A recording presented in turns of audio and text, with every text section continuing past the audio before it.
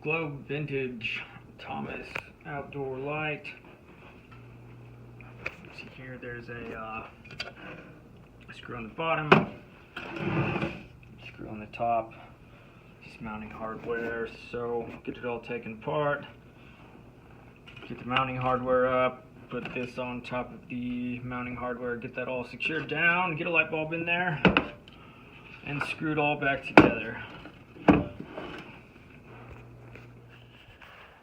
Alright, so there it is. It probably took me about 40 minutes to get the old one off and the new one on, and some of that time was spent fixing stuff that I was breaking. So, man, it's a good looking light fixture. It's on there solid.